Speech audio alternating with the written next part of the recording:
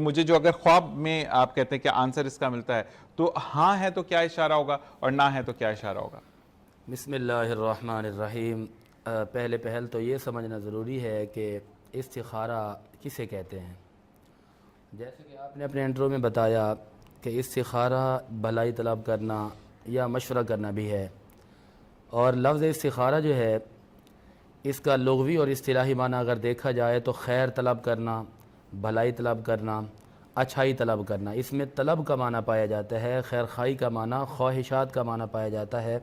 اور اس میں اللہ اور اس کے رسول سے مشورہ کیا جاتا ہے کہ یہ اللہ اور اس کے رسول کے ہاں کام بہتر ہے یا نہیں ہے۔ اچھا، استخارہ ہمیشہ جائز کاموں کا کروانا چاہیے جو شرعی طور پر درست کام ہوں، اور استخارہ کے حوالے سے قرآن میں، احادیث میں باقاعدہ تعلیمات دی گئی ہیں۔ قرآن کریم کی سورہ آل عمران ہے وَشَاوِرْهُمْ فِي الْأَمْرِ۔ اللہ نے فرمایا کہ اپنے اہم معاملات میں، جائز معاملات میں مشاورت کرو، یعنی مشورہ، خیر طلب کرو۔ اب اسی سے استدلال کیا گیا ہے کہ استخارہ بھی ایک خیریت، ایک مشورے کا نام ہوتا ہے، اور اسی طرح سورۃ البقرہ کی آیت نمبر 216 کے اندر بھی یہ بات ہے وَعَسَىٰ أَن تَكْرَهُوا شَيْئًا وَهُوَ خَيْرٌ لَكُمْ، کہ قریب ہے کہ بعض چیزیں تمہیں ناپسند ہوں لیکن وہ تمہارے لیے بہتر ہوتی ہیں۔ وَعَسَىٰ أَن تُحِبُّوا شَيْئًا وَهُوَ شَرٌّ لَكُمْ، بہت ساری چیزیں ایسی ہوتی ہیں کہ تمہیں اچھی لگتی ہیں لیکن وہ تمہارے لیے بری ہوتی ہیں۔ تو ان ساری چیزوں کے اندر بہترین حال یہ ہوتا ہے استخارہ کرنا، استخارہ طلب کرنا، استخارے میں جا کر خیریت اور اللہ کی رضا کو مقصود بنا کر اپنی عرضی لے کر جانا اور اپنا سوال طلب کرنا، خیریت طلب کرنا، یہ ہے استخارہ۔ اچھا، اب اس میں کئی اشارات ملتے ہیں، اس کے کئی طریقے ہیں۔ جس طرح استخارہ کرنے کے کئی طریقے ہیں، اس طرح استخارہ کے اندر اشارے بھی کئی طریقوں سے دیے جاتے ہیں۔ اب اس میں یہ ہے کہ بعض استخارے وہ ہوتے ہیں کہ جن کا تعلق جاگتے ہوئے ہوتا ہے، بعض استخارے وہ ہوتے ہیں کہ جن کو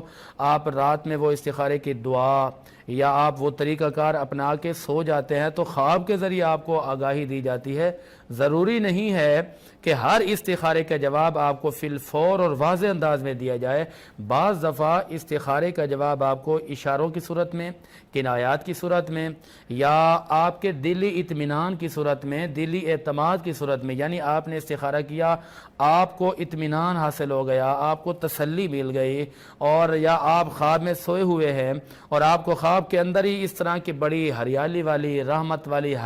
ہری بھری چیزیں نظر آتی ہیں، تو ان کا مطلب یہ ہوتا ہے کہ آپ نے جس بارے میں مشورہ طلب کیا ہے وہ کام آپ کے حق میں بہتر ہے۔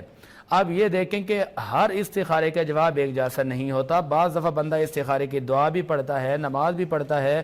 سو جاتا ہے، لیکن خواب کے اندر اس کو وہ چیز محسوس نہیں ہوتی، تو اس کا مطلب یہ نہیں ہوتا کہ استخارے میں نہ آئے، بلکہ اس کا مطلب یہ بھی ہو سکتا ہے کہ آپ کو اگر آج آپ کا جواب نہیں ملا تو آپ کو کل مل سکتا ہے، یا آپ کو جاگتے ہوئے مل سکتا ہے۔ وہ آپ کو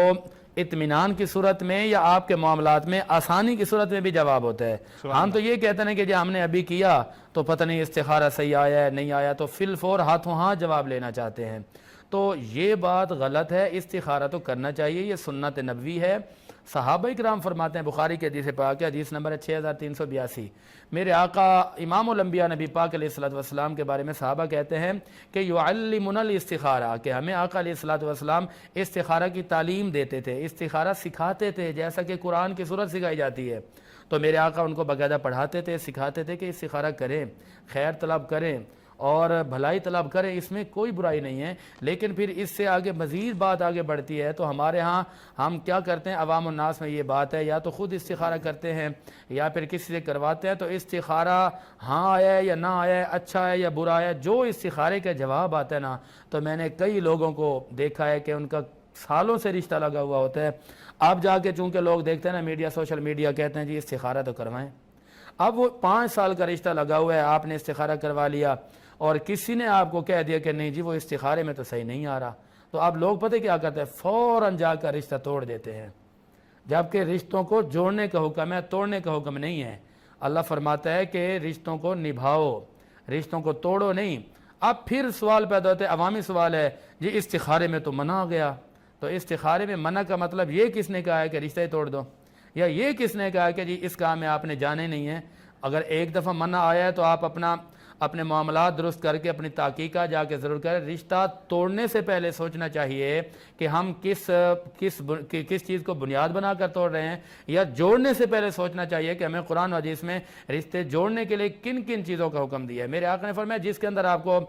دین نظر آتا ہے, شریعت نظر آتی ہے, اللہ رسول کی تابعداری نظر آتی ہے, دینداری نظر آتی ہے, تو فرمایا دین جوڑو. اس کے اندر اگر وہ اپنے دین کی مخالفت نہیں کرتا, اسلام کی مخالفت نہیں کرتا, قرآن کی مخالفت نہیں کرتا, حقوق صحیح طریقے سے ادا کرتے ہیں تو کرنا چاہیے. تو استخارے میں اگر منع آ جاتا ہے تو کوئی مطلب نہیں ہے, دوبارہ بار بار خیر طلب کریں.